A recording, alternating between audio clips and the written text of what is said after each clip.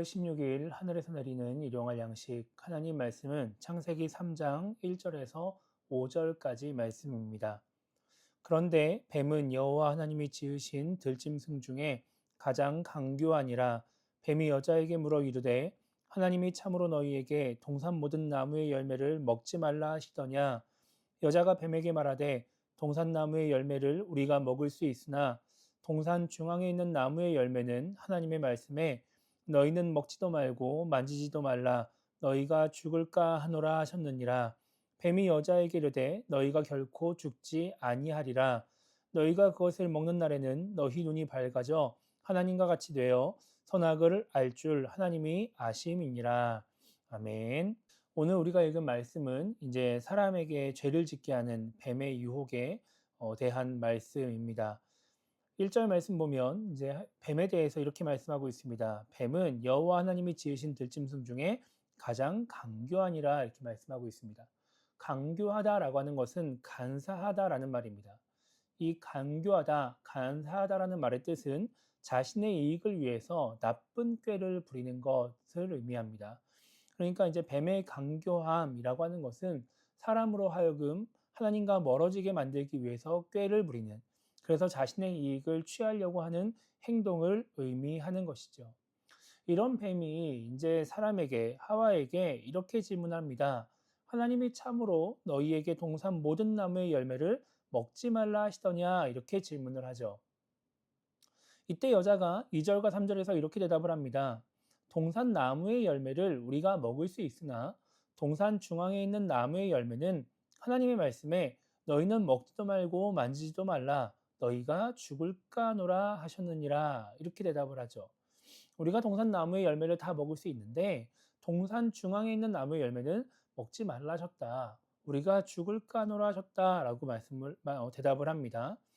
많은 사람들이 죽을까 하노라라고 하는 것에서 하와가 하나님 말씀을 잘 이해하지 못해서 죄를 지은 것 아니냐라고 해석을 하기도 합니다. 그런데 뭐 영어 성경이나 원어적인 의미나 여러 가지를 살펴봤을 때 하와는 먹으면 죽는다라는 것을 분명히 알고 있었습니다.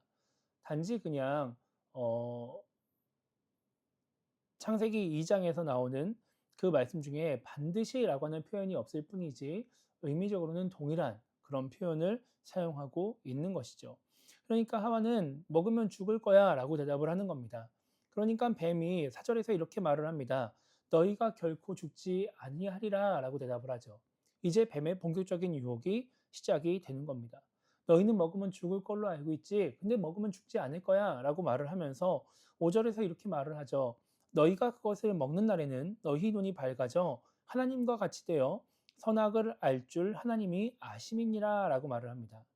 너희가 그것을 먹으면 눈이 밝아져서 하나님과 같이 되어 선악을 알 줄 하나님이 아시기 때문에 먹지 말라고 하는 것이다. 죽지 않고 눈이 밝아져서 선악을 알게 될 것이다 라고 대답을 해주는 겁니다. 오늘 말씀에서 뱀이 하와를 유혹하면서 세 가지의 이야기를 합니다.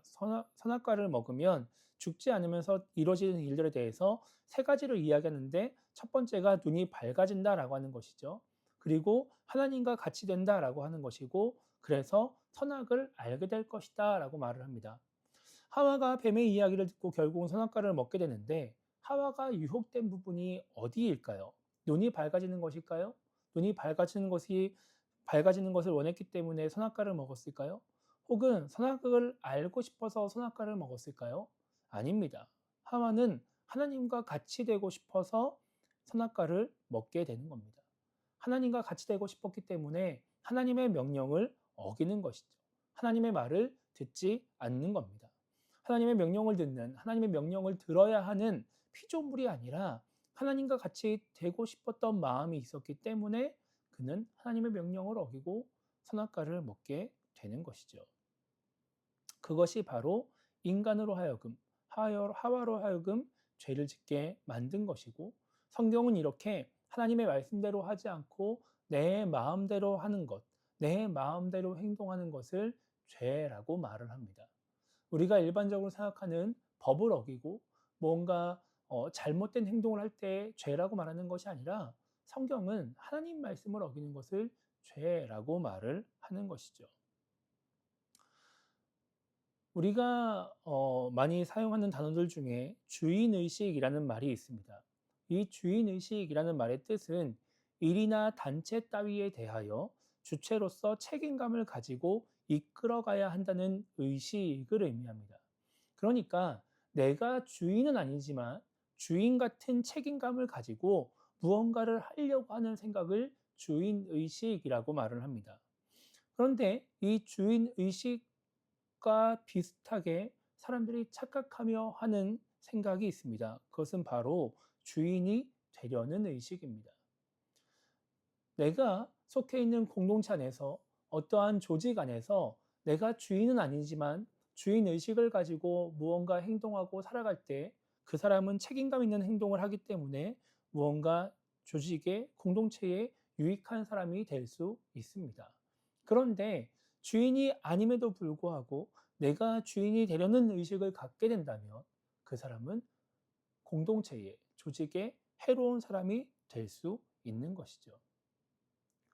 하와가 에덴 동산에서 하나님의 피조물로서 또 하나님이 다스림의 권한을 주신 사람으로서 주인 의식을 가지고 책임 있게 그 땅을 돌보고 가꾸었다면 그는 하나님의 뜻을 이루는 사람이 되었을 것이고 에덴 동산에 유익한 사람이 되었을 것입니다.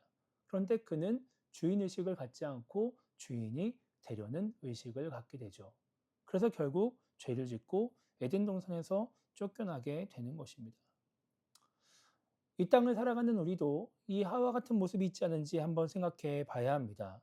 나에게 신앙인으로서 또 하나님이 이 땅에 허락하신 교회 공동체를 섬기는 사람으로서 나는 주인의식을 갖고 있는지 혹은 주인이 되려는 의식을 갖고 있는지 생각해 봐야 하는 것이죠. 우리가 주인의식을 갖지 않고 이 땅을 살아가고 또 교회 공동체를 섬기게 된다면 우리는 하나님의 말씀을 듣기보다는 내 마음대로 행동하면서 하나님의 말씀과는 상관없는 행동을 하는 죄를 짓게 될 것입니다. 우리가 교회 공동체에 또 하나님 나라에 이 땅에 하나님의 뜻을 이루는 유익한 사람이 되려면 우리는 주인이 되려는 의식을 갖는 것이 아니라 주인 의식을 가지고 하나님의 말씀에 귀를 기울이며 그 말씀대로 살려고 애를 쓰게 되는 것이죠. 그때 우리를 통해서 하나님의 뜻이 이루어지고 하나님이 기뻐하시게 될 것입니다. 그래서 오늘 하루를 시작하면서 우리는 이렇게 기도했으면 좋겠습니다. 하나님, 우리가 교회에서만 하나님의 말씀을 따라 살아가는 것이 아니라 일상생활 속에서도 하나님의 말씀대로 하나님의 뜻대로 살아가는 사람이 되게 해 주십시오.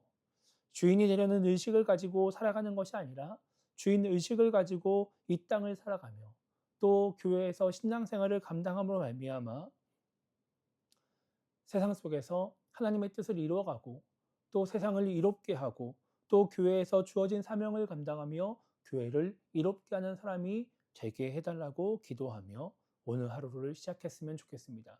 그리고 기도한 대로 그렇게 주인의식을 가지고 이 땅을 살아가고 또 신앙 공동체를 섬김으로 말미암아 하나님의 뜻을 이루어가고 또 공동체 안에서 유익한 사람이 되어져 가는 우리 모두가 되기를 주님의 이름으로 축복합니다.